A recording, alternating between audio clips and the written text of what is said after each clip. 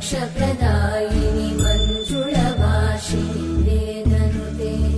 पङ्कजवासिनि देवसुपूजित सद्गुणवर्षिणि शान्तियुते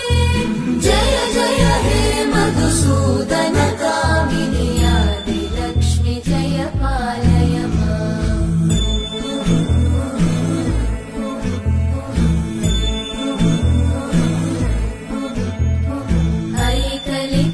ऐकलिकल्मषनाशिनि कामिनि वैदिक